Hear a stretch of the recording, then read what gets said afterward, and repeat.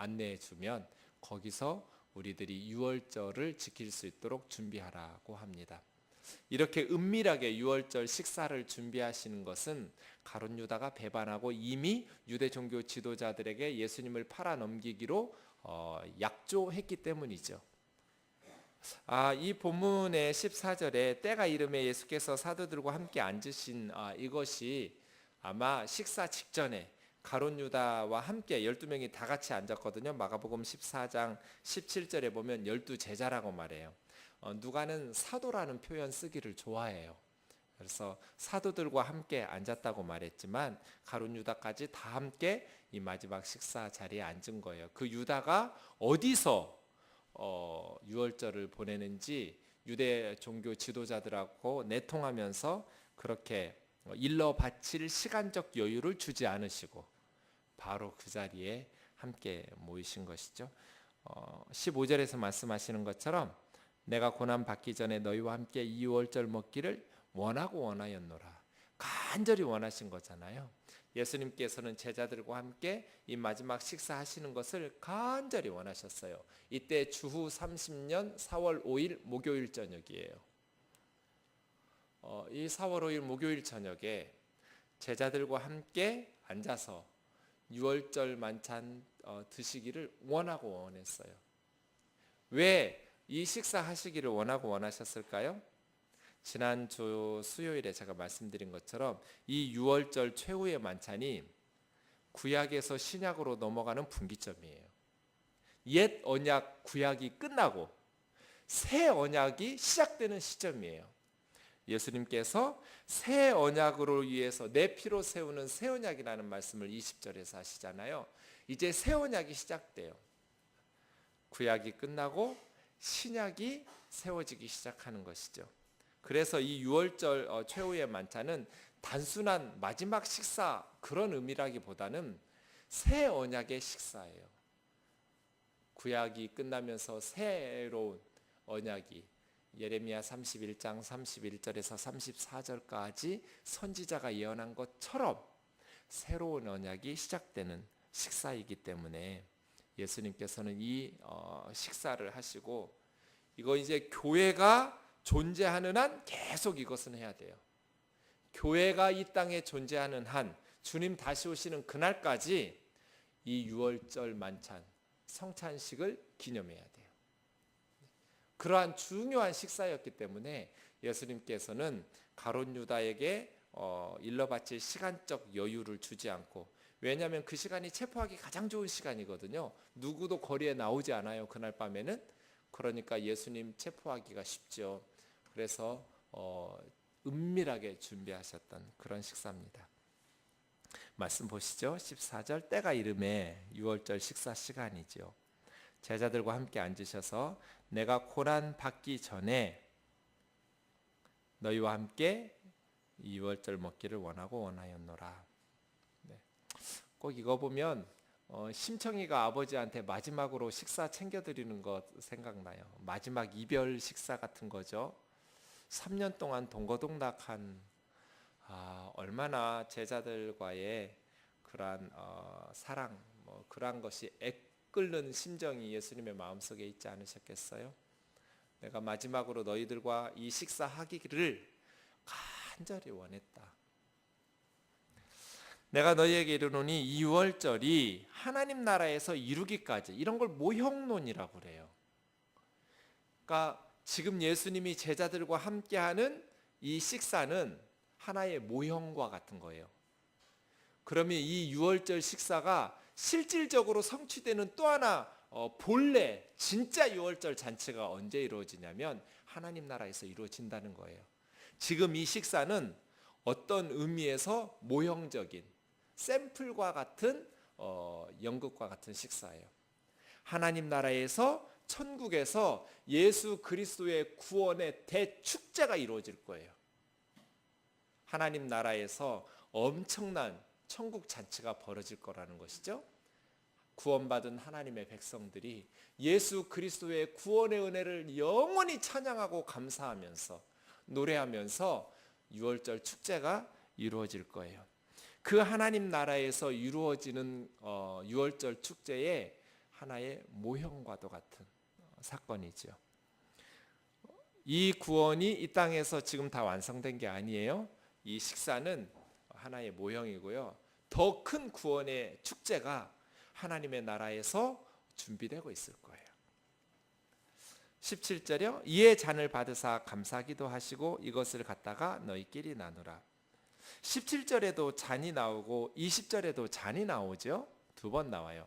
유월절 식사 순서가 어떻게 되냐면요. 한 9가지 정도의 순서가 있어요. 가족들이 다 둘러 앉았어요. 그러면 우선 축복기도부터 해요. 기도로 시작돼요. 첫 번째. 두 번째는 첫 번째 포도주 잔을 먼저 돌려요. 잔을 4번, 포도주를 4번 정도 마시게 되어 있어요. 유월절 순서 때. 첫 번째 기도 끝나고 포도주 잔 돌린 후에 두 번째는 유월절의 유래를 이야기해 줘요. 이게 세 번째예요. 주로 이제 장남이 아버지한테 물어요. 아버지, 우리 이거 왜 해요?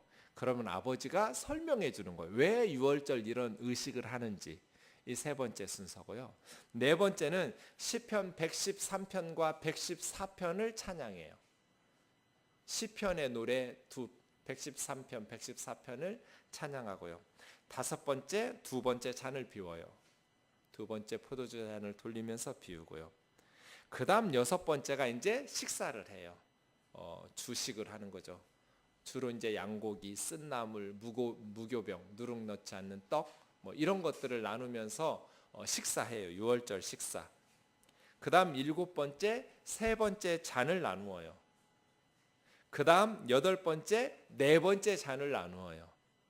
그리고 아홉 번째, 시편 115편에서 118편까지 찬양하고 끝나요. 115편, 116편, 117편, 118편. 그러면 유월절 식사 과정이 완료돼요. 그러니까 4번에 걸쳐서 포도주를 돌린다고 그랬잖아요. 예수님이 그런 방식을 따랐을 거예요. 제자들과 2번의 잔을 돌렸다라는 것이 17절과 20절에 나오는데 이 외에도 2번을 더 돌렸을 거예요. 아마 성경학자들은 20절에 나와 있는 이 잔이 세 번째 돌리는 잔일 것이고 그때 예수님께서 성만찬 잔 제정을 완성하신 것 아닐까 뭐 이런 식으로 추측합니다. 어쨌든 유월절은 이러한 찬양과 또 설명과 식사와 이러한 것들을 곁들인 예식이에요. 17절 다시 볼게요. 잔을 받으사 감사 기도하시고 이것을 갖다가 너희끼리 나누라. 잔을 나누라는 건 뭐예요? 교제예요. 너희가 함께 잔을 나누면서 사귐과 교제를 나누는 거예요. 네. 교회에서는 반드시 밥을 먹어야 돼요. 그래야 친해져요. 서로 사귐과 교제를 나누는 것이죠. 18절이요.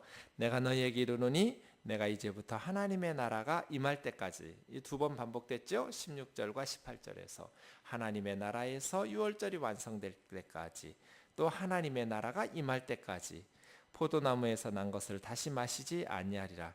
예수님은 이제 유월절 식사가 마지막, 이게 끝이다. 지상에서의 사역이 예수님은 끝난 거예요.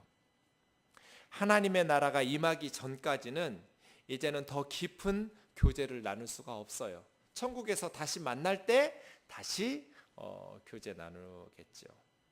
그 다음 19절에 떡을 가져 감사기도 하시고 떼어 그들에게 주시며 이르시되 이것이 너희를 위하여 주는 내 몸이라.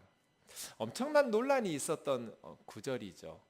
성찬식과 관련돼서 여러 가지 학설이 있어요.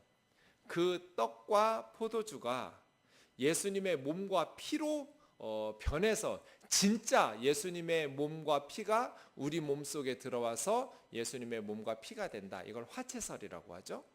그 떡과 포도주가 예수님의 몸으로 변한다는 거예요. 카톨릭이나 주로 이제 종교개혁자들 간의 의견이 분분해서 종교개혁자들이 종교개혁 이후에 여러 분파로 나뉘잖아요. 루터파, 칼뱅의 장로교파, 영국의 성공회파 여러 가지 파로 나누게 된 가장 큰 분열의 이유 중에 하나가 성찬식에 대한 해석이었어요. 그런데 이것이 예수님의 몸이다 라고 말씀하실 때 그 떡이 예수님의 몸으로 변하는 것인가? 그렇게 보기는 어려워요. 몸이다 라는 것은 그것을 상징하고 의미한다라는 뜻이죠. 이 떡은 내 몸을 상징하고 내 몸을 의미하는 것이다. 예컨대 예수님께서 나는 양의 문이다 할 때 예수님이 문이라는 뜻은 아니잖아요. 문자적으로. 그죠? 예수님이 문을 의미한다. 문을 상징한다. 그런 뜻이죠. 내가 생명의 떡이다. 예수님이 내가 생명의 떡이다. 이렇게 말씀하셨다고 그래서 예수님이 떡 되는 것은 아니잖아요. 생명의 떡을 상징한다. 생명의 떡을 의미한다. 그런 뜻이죠. 그러니 이것이 너희를 위하여 주는 내 몸이다 라고 말씀하셨다고 그래서 떡이 예수님의 몸으로 변하는 화채설은 무리가 있는 것 같아요. 예수님의 십자가 갈보리 언덕에서 찢어지는 그 몸을 상징하고 의미하는 것이죠. 이를 행하여 나를 기념하라. 십자가에 달리신 예수님을 잊지 말라는 거죠. 20절이요. 저녁 먹은 후라는 것은 이제 유월절 고기도 먹고 뭐 양이나 염소를 잡아요. 그다음 쓴 나물도 먹고 누룩 없는 무교병도 먹고 이 주식을 다 하신 거예요. 그다음 세 번째 잔, 네 번째 잔을 돌리거든요. 그 후에 다시 잔을 돌리시면서 이 잔이 내 피로 세우는 새 언약이다. 언약을 맺을 때 왜 피가 필요해요? 언약이라는 것은 결혼식 같은 거라고 제가 늘 말씀드리죠. 결혼식은 사랑하는 두 연인이 법적이고 공식적으로 남편과 아내 되는 선언이에요. 이제 결혼식하고 혼인신고하면 이 두 사람은 법적이고 공식적인 관계가 돼요. 부부가 되죠. 맞죠? 네. 언약은 하나님과 하나님의 백성인 사람들이 법적이고 공식적인 관계가 형성되는 거예요. 하나님은 우리의 하나님이 되고 우리는 하나님의 백성이 되기로. 이게 언약이에요. 이스라엘 백성들이 시내산에서 언약을 맺었죠. 모세가 중매 쓰면서 하나님과 이스라엘 백성 사이에 하나님은 이스라엘의 하나님이 되시고 이스라엘은 하나님의 백성이 되기로 언약을 맺었어요. 언약에는 언약 법들이 있어요. 이게 십계명이에요. 그리고 율법들이에요. 너희가 내 백성이 되려면 이러이러한 조건이 있다. 나 외에 다른 우상 숭배하면 안 된다. 나를 어떤 것으로 금이나 은이나 뭐 사람 모양이나 새 모양이나 물고기 모양으로 만들어내면 안 된다. 내 이름을 망령되이 여기면 안 된다. 안식일을 기억하여서 거룩하게 지켜야 된다. 너만 쉬지 말고 너희 집 종, 남종, 여종 말할 것도 없고 짐승들까지 다 일주일에 하루씩은 쉬도록 해야 된다. 부모는 공경해야 된다. 너 낳아준 부모를 공경하면 내가 너희에게 약속해서 준 젖과 꿀이 흐르는 땅에서 너희들의 생명이 길게 할 것이다. 살인해서는 안 된다.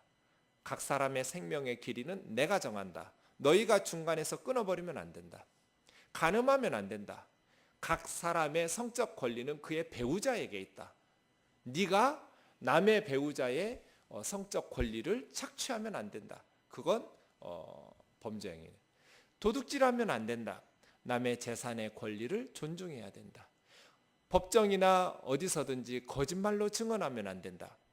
정직하게 말해야 되지 거짓말로 증언하면서 억울하게 감옥에 보내거나 또 억울하게 피눈물을 쏟게 해서는 안 된다.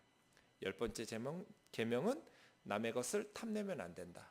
아예 그냥 마음속으로 생각한 것도 죄다. 다른 사람에게 하나님께서 주신 권리를 착취하면 안 된다. 타인의 권리를 존중해야 된다. 이런 10계명에서부터 하나님의 계명들이 있죠. 너무너무 아름다운 법이에요. 제가 신명기를 큐티할 때마다 읽을 때마다 뷰티풀을 연발해요. 법이 이렇게 아름답다니. 너무너무 아름다운 법이에요. 정말 이 말씀대로만 살면 힘 있는 사람도, 연약한 사람도, 부유한 사람도, 가난한 사람도, 많이 배운 사람도, 못 배운 사람도 정말 이 세상이요 너무너무 행복할 것 같아요. 하나님의 법이에요. 그렇게 살래? 네, 우리가 그렇게 살게요. 그러면 언약을 맺자. 할 때 피를, 짐승의 피를 반씩 나눴어요. 반은 번제단 주위에다가 뿌렸고 반은 여러 양푼에다가 나눠 담으면서 언약서를 읽었더니 네, 우리가 그대로 살겠습니다. 이스라엘 백성들이 선언한 후에 양푼에 담았던 짐승의 피들을 이스라엘 백성들에게 뿌렸어요. 이게 언약 때 피 뿌리는 거예요. 이 피는 언약적 저주를 상징해요. 언약을 깨뜨린 사람들이 피 쏟고 죽는 거예요. 그러니까 이스라엘 백성과 하나님은 목숨 걸고 언약 맺은 거예요. 어긴 쪽이 피 쏟고 죽기로. 번제단 주변에 반절 뿌린 건 하나님의 맹세예요. 내가 너희에게 약속한 거 지키지 않으면, 내가 너희에게 하나님 역할 안 해주면 내 피 쏟고 죽을 거야. 예. 그 다음 이스라엘 백성들도 우리가 하나님에게 약속하신 말씀대로 살지 않으면 피 쏟고 죽겠다고 약속하는 거예요. 이게 언약적 저주예요. 제가 그래서 가끔 우리 청년들한테 얘기하거든요. 결혼할 때 피를 뿌려야 된다. 하얀 드레스에다가 비가 오나 요즘은 그런다고 그래요. 기쁠 때나 슬플 때나 어떤 경우에도 남편의 책임을 다하겠다고, 아내의 책임을 다하겠다고 이렇게 하지 않고 기쁠 때나 더 기쁠 때나 슬플 때는 빼는 거예요. 그러면 생각해 보겠다는 것이죠. 그런 거 아니에요. 언제든지. 그러니까 이거 어기면 피 쏟고 죽기로. 그래가지고 짐승의 피를 막 뿌려줘야 돼. 왜 이랬겠어요? 다른 백성이면 상관없지만 이제 내 백성이니까, 하나님의 백성이니까 하나님의 뜻대로 살아야 된다는 거예요. 그게 안 됐을 시 피 쏟고 죽는 거예요. 그런데 누가 깨뜨려요? 하나님이 깨뜨려요? 하나님의 백성인 이스라엘이 깨뜨려요? 하나님의 백성들이 깨뜨려요. 그러면 누가 피 쏟고 죽어야 돼요? 하나님의 백성이 피 쏟고 죽어야 돼요. 그래서 예수님이 우리를 대신해서, 우리를 대표해서, 두 가지예요. 대표와 대신. 예수님은 우리를 대신하시고 또 대표로 십자가에서 언약적 저주를 받으시느라고 피 쏟고 죽은 거예요. 예수님이 그냥 죽으신 것이 아니라 이 언약 때문이에요. 언약. 그 예수님의 십자가의 죽으심으로써 구약의 저주, 옛 언약의 죄를 지으면 피 쏟고 죽기로 했잖아요. 옛 언약의 저주가 끝난 거예요. 십자가에서 옛 언약의 율법의 저주가 끝난 거예요. 예수님이 피 쏟고 죽으심으로써. 그러면 이제 새 언약이 작동되기 시작해요. 신약이 세워지기 시작한다고요. 신약의 특징은 세 가지가 있어요. 예레미야 31장 31절에서 34절까지 하나님께서 선지자를 통해서 이제 옛 언약 주었는데 모세와 함께 나왔던 너희들이 맺었던 그 언약을 너희가 죄를 범하고 우상 숭배하고 하니까 깨져버렸고, 미래에 날이 이르면 새 언약을 세울 거다. 600여 년 후에 예수님을 통해서 새 언약이 시작되는 것이죠. 그 새 언약에는 첫 번째 옛 언약에서는 하나님의 말씀을 어디다가 새겼냐면 돌에다가 새겼어요. 그런데 새 언약의 특징은 하나님의 말씀을 하나님의 백성들에게 마음에 새긴다고 그랬어요. 이제 우리 마음에 하나님의 말씀을 새기고, 두 번째 새 언약의 특징은 큰 자나 작은 자나 젊은 자나 늙은 자나 하나님을 알라고 말할 필요가 없다고 그랬어요. 하나님을 아는 지식이 폭발적으로 증가한다고 그랬어요. 구약과는 비교할 수 없을 만큼, 왜냐하면 예수님이 왔다 가셨잖아요. 그래서 이제는 성령이 또 우리에게 임하시고요, 하나님을 아는 지식이 폭발적으로 증가해요. 예수 그리스도 안에 있는 자들은 구약을 보는, 그리고 하나님을 아는 지식이 비교할 수 없을 만큼 혁명적으로 확대되었어요. 엄청나게. 우리가 스티븐 호킹보다 나아요. 물리학자들보다. 죽으라고 연구해가지고 이 지구가 아무것도 없었다, 시간도 없었고 공간도 없었고 무였다. 그러다가 어느 순간 빅뱅이 일어났다. 그러더니 물체가 생기고 공간이 생기면서 시간도 생겼다. 그렇게 연구해가지고 빅뱅 이론을 딱 말하는데, 우리는 웃으면서 뭐라고 말해요? 그게 천지창조야. 맞죠? 무에서 빅뱅이 일어나가지고 공간이 생기고 물체가 생기고, 왜 생겼는지도 모르지만 우리는 호킹보다 더 잘 알아요. 천재 물리학자들보다, 노벨상 탄 사람들보다 훨씬 잘 알아요. 걔들은 어떻게 해서 그렇게 생겼는지 몰라요. 이 우주가 하나님이 그렇게 만드셨어. 더 잘 알아요. 우주가 팽창하고 있어요. 지금 물리학자들은 뭐라고 그래요? 고무줄이 늘어났다가 더 이상 에너지가 딸려서 원 상태로 마지막까지 갔다가 다시 돌아올 때 늘어나던 시간과 달리 원 상태로 수축할 때는 엄청 빠른 스피드로 갑자기 이 우주는 붕괴될 거다. 우리는 웃으면서 뭐라고 말해요? 아니야, 그 전에 우리 주님이 재림하실 거야. 그래서 역사 끝나. 천재 물리학자들보다 훨 낫다니까요. 하나님을 아는 지식, 하나님의 말씀이 우리의 심령 속에 새겨지고 성령이 우리 안에 거하셔서 말씀을 깨우쳐 주시기 때문에, 바울 보세요. 율법 박사였잖아요. 가말리엘의 제자였잖아요. 최고 율법의 랍비예요. 바리새파 출신이에요. 근데 다메섹 도상에서 예수 그리스도를 만난 후에 눈이 열렸다고 말하잖아요. 새로운 시각을, 성경을 보는 새로운 시각이 열렸어요. 그렇죠. 네. 이게 새 언약의 특징이에요. 하나님의 말씀을 마음에 새긴다. 그리고 하나님을 아는 지식이 혁명적으로 증가된다. 마지막 세 번째가 뭐예요? 죄사함이에요. 죄사함.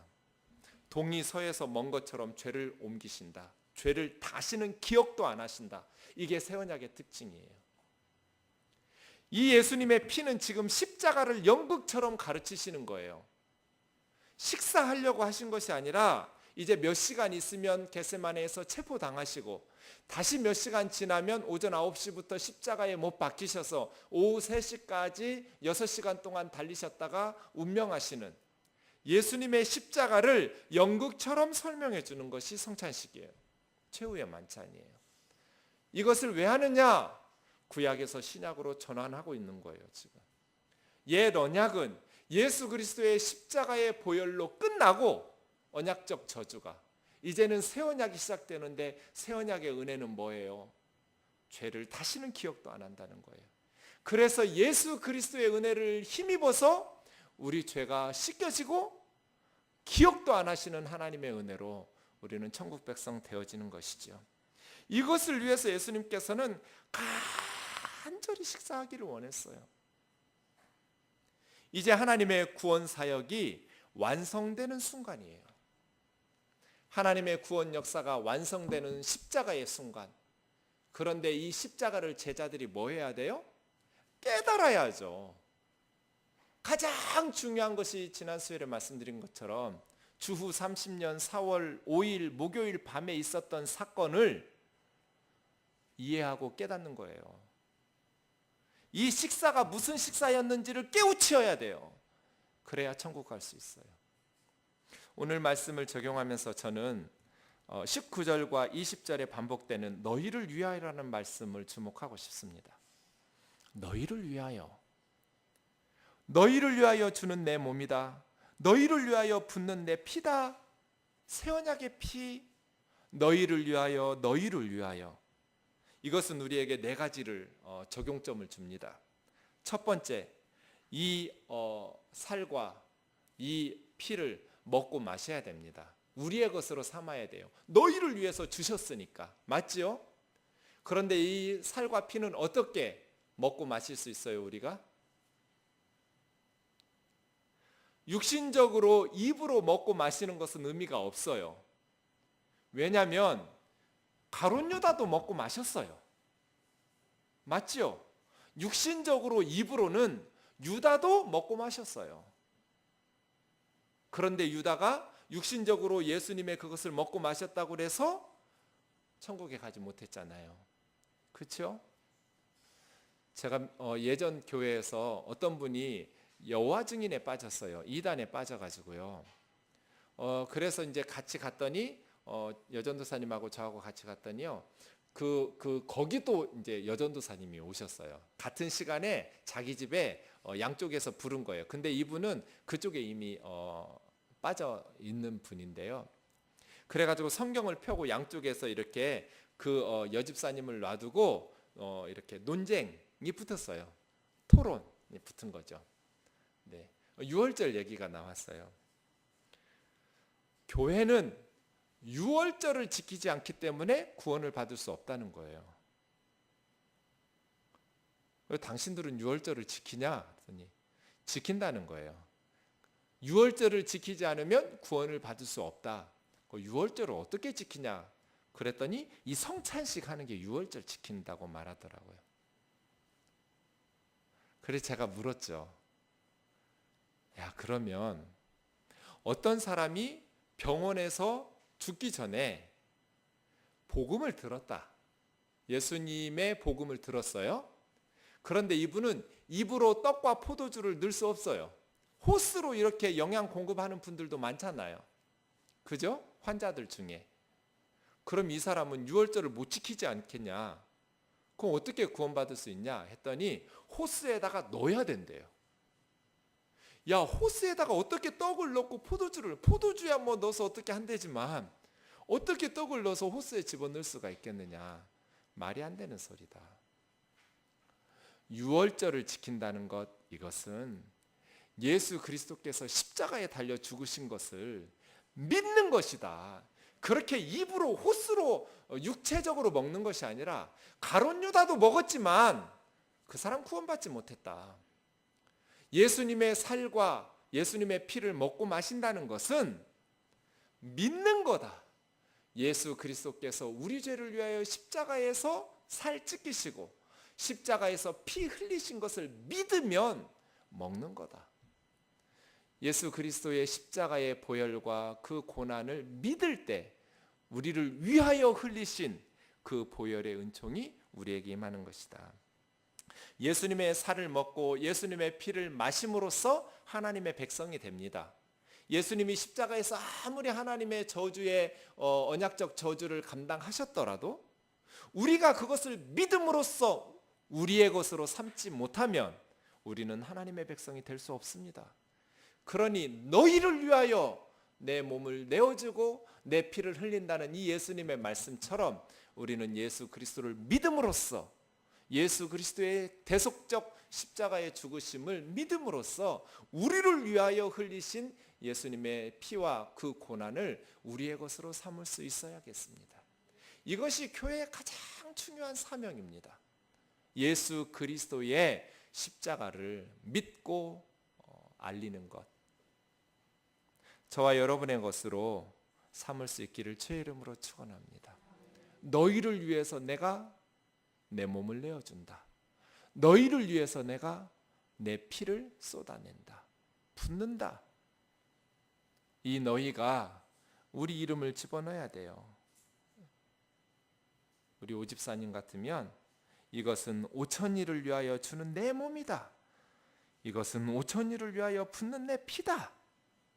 그렇게 받아들여야 돼요. 어떻게? 믿음으로. 믿음으로 우리를 위한 이 십자가의 고난을 우리의 것으로 삼을 수 있어야겠습니다.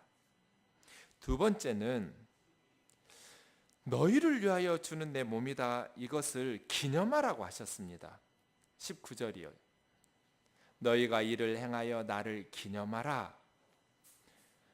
이것을 기념하라는 것은 뭐겠어요? 예수님을 기념하라는 것, 잊어버리지 말고 기억하라는 거죠. 그죠?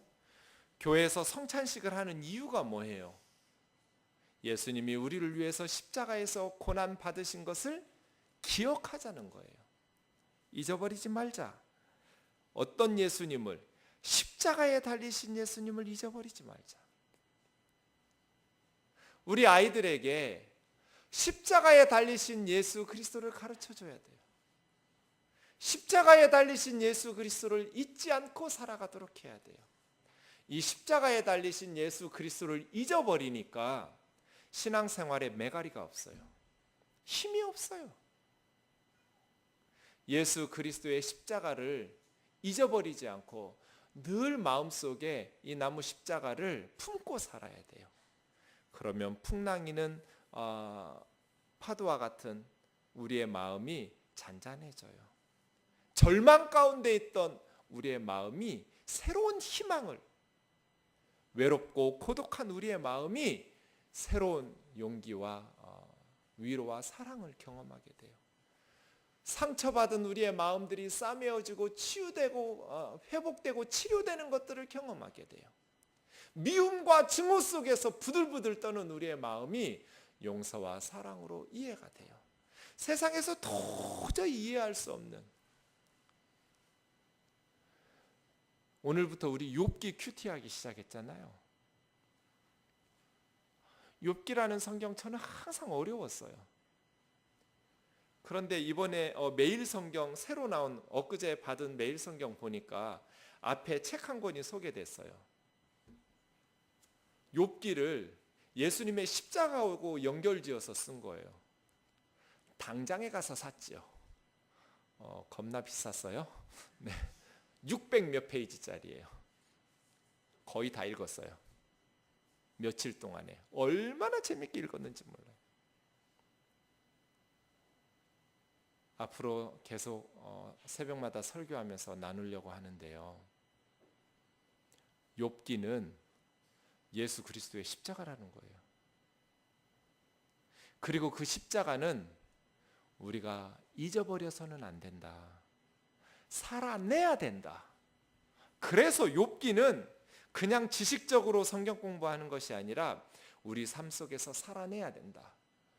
욥, 이해할 수 없는 고난을 겪었잖아요. 그런데 이 세상은 실질적으로 그렇게 이해할 수 없는 일들이 너무 많잖아요. 하나님 믿지도 않고 온갖 못된 짓 다 하는 사람들은 너무나 형통하게 잘 살잖아요. 오히려 하나님 믿으면서 정직하게 말씀대로 순종하면서 살려는 사람들은 손해보고 희생당하고 말할 수 없는 고생을 당하고 순교도 당하고 박해도 당하고, 이 세상에 이해할 수 없는 욥이 당한 것과 같은 그러한 상황도 너무 많잖아요. 그 모든 이해할 수 없는 상황에 대한 답이 예수 그리스도의 십자가예요. 예수님의 십자가만큼 억울한 게 없어요. 예수님의 십자가만큼 말도 안 되는 사건은 없어요. 우리는 그 예수 그리스도의 십자가를 바라보면서 하나님을 믿고 신뢰할 수 있어요. 이해할 수 없는 모든 상황에 대해서 예수 그리스도의 십자가를 품으면서 소망 가운데 견뎌내는 거예요. 아, 예수님도 당했구나. 내 자식이 물에 빠져 죽으면 하나님도 자식을 십자가에 나보다 더 비참하게 벌거벗겨서 두드러 맞고 채찍 맞고 수치스럽게 나 때문에 죽으셨구나. 성도들이 예수 그리스도의 십자가를 잊어버리면 안 돼요. 날마다 순간마다 예수 그리스도의 십자가를 기념해야 돼요. 기억해야 돼요. 이것이 너희를 위해서 흘린 십자가니까 그 십자가의 은혜를 힘입어서 우리가 이 세상을 승리해야 하잖아요. 우리를 위해서 예수님이 십자가에 달리신 것을 기념해라. 잊어버리지 마라. 세 번째, 너희를 위해서 이것을 달리신다라는 것은 이것이 하나님 나라에서 이루어진다고 말씀하셨어요. 천국의 잔치에서 지상에 예수 그리스도의 몸과 피를 마셔서 유월절 잔치를 먹은 사람들은 믿음으로 먹은 사람들은 천상의 하나님의 나라에서 완성될 구원의 완성의 잔치를 먹을 것이다. 이것이 우리를 위한 거예요. 예수님께서 십자가를 달리심으로 이제 우리를 위해서 천국의 잔치가 기다리고 있다. 이것을 우리의 영적 자산으로 삼아야 돼요. 이 소망을 가지고 이 땅을 승리하면서 살아가기를 주의 이름으로 축원합니다. 우리를 위한 거예요. 우리를 위해서 천국에 예수님께서 잔치를 베푸시려고 지금 이 고난을 갈보리 언덕에서 당하신 거잖아요. 어떤 분이 주일 설교 끝냈더니 목사님은 정말 천국을 믿으세요? 제가 반문했죠. 천국 안 믿으세요? 잘 안 믿어져요. 그럼 예수는 뭐하러 믿어요? 아니 천국도 없는데 뭐하러 예수를 믿어요? 이게 무슨 교양 광자는요 세상 재밌는 거 더 많아요. 그렇죠? 취미생활 아니잖아요. 머지않아 우리 곧 천국의 잔치에 참여하게 될 거예요. 이것이 너희를 위한 십자가를 지신 예수님이 우리에게 베푸신 은혜예요. 너희를 위하여 천국의 잔치가 예비됐다라는 것을 믿고 그 소망을 가지고 기쁨으로 살아갈 수 있잖아요. 마지막 네 번째, 너희를 위하여 내어주었다라는 것은 우리도 다른 형제 자매들을 위해서 우리 몸을 내어줄 수 있어야 된다. 예수님이 우리를 위해서 우리를 소중하고 값지게 우리의 삶을 여기셔서 우리를 위해서 자신을 십자가에 내어주셨다면 우리도 다른 형제 자매들을 소중하게 여겨야 된다. 값지게 여겨야 된다. 예수님이 쓸모없는 우리를 값지게 여기셔서 자신을 내어주셨으니까 예수님과 비교할 수도 없는 너무나 추하고 부족한 우리를 아낌없이 다른 형제 자매들을 위해서 내어줄 수 있어야 된다. 그런데 교회가 정말 그런가? 가슴이 아파요. 저는 이것을 생각하면 너무너무 가슴이 아파요. 뜨인돌교회가 그런가? 그렇지 않은 것 같아요. 제가 전에 섬기던 교회 담임 목사님에게 딸이 셋이 있었어요. 큰 딸이 고등부에서 청년부로 올라왔어요. 제가 청년부 담당 전도사였는데요. 용인에 있는 대학교에 입학했지요. 제가 1학년 1학기 때부터 그랬어요. 학교에서 보내는 시간이 많으니 선교단체에서 훈련을 받거라. 학교에 있는 선교단체에서 선교 공부도 하고 신앙훈련을 받을 수 있도록 해라. 그랬더니 여러 차례 말했는데 1학기 내에 안 들더라고요. 그 다음 여름방학이 끝나고 2학기가 시작되고 한두 달 지났을까요? 전도사님, 저 선교단체 들었어요. 참 좋은데 들었어요. 아, 그랬니? 어디? 근데 이름을 들어보는데 뭐 처음 듣는 이름이에요. 아, 너네 학교에만 있는 선교단체인가 보구나. 그럴 수 있지. 그런데 몇 마디를 더 했는데 좀 이상해요. 너 끝나고 남어. 청년부 모임 끝났어요. 그리고 둘이 앉았어요. 꼬치꼬치 물었더니 JMS예요. 정명석 2단이에요. 2단이다. 그랬더니 펄쩍 뛰어요. 전도사님, 내가 목사 딸이에요. 내가 2단에 가다니요. 너 기다려. 그때 우리 집이 바로 교회 앞에 있었거든요. 제가 대학교 다닐 때 JMS하고 싸우던 자료가 있어요. 우리들이 만든 자료. 그걸 그 아이에게 펼쳤어요. 주보 이렇게 생겼지? 여기에 있던 교회 갔지? 교회 앞문이 이런 식으로 생겼지? 여기는 안 갔니? 딱딱딱딱 몇 페이지 넘겼더니요. 갑자기 얘가 닭똥 같은 눈물을 뚝뚝 흘렸어요. 내가 몇 달 동안 그렇게 은혜로운 설교를 해도 눈 하나 깜짝 안 하던 애가 그거 몇 페이지 넘겼더니 펑펑 우는 거예요. 기다렸죠. 한참을 울고 났더니 애가 하는 말이 뭔지 아세요? 거기 너무 좋은 곳이에요. 사람들이 너무 좋대요. 선배들이 너무 자기를 사랑해 줬대요. 자기는 목사 딸이고 엄마 뱃속에서부터 교회 다녔는데 교회에서는 한 번도 그런 사랑을 받아본 적이 없대요. 딱 2달. 2달 만에 이단에서 교회에서 20년 동안 받아보지 못한 사랑을 받은 거예요. 그래서 애가 서럽게 우는 거예요. 내 앞에서. 엉엉 울었어요. 거기 있는 사람들 어떡하냐고. 그 오빠 언니들 너무너무 좋은 사람들이라고. 나는 그런 사람들을 만나본 적이 없다고. 나한테 그렇게 사랑과 관심과 애정을 가지고 따뜻하게 대한 사람들 만나본 적이 없다는 거예요. 이단이니까 나는 나올 텐데 거기 있는 사람들 어떡하냐는 거예요. 제가 충격을 받았어요. 나는 뭐 하고 있는 걸까? 우리 청년부에서 한 번도 경험해 보지 못한 그 사랑을 도대체 그 이단들은 어떻게 했길래 이 아이가 저렇게 서럽게 울면서 너무너무 좋은 곳이었다고, 나는 그런 사랑을 받아본 적이 없다고. 이단에 왜 빠지겠어요? 사람들이 수십만 명, 수백만 명이 좋으니까 빠지는 거예요. 교회는 뭐 하고 있나요? 돈 걷어서 예배당 지을 생각이나 하지. 정말 옆에 있는 형제 자매들을 위해서 예수님이 나는 너희를 위해서 내 몸 준다. 받아 먹어라. 너희를 위해서 내 피 쏟아 붓는다. 받아 마셔라. 우리는 그런 사랑을 받았는데 정말 형제 자매들을 위해서 나는 뭘 주고 있냔 말이에요.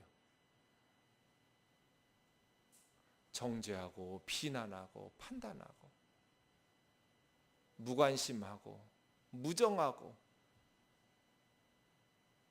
그러고 있지 않은가.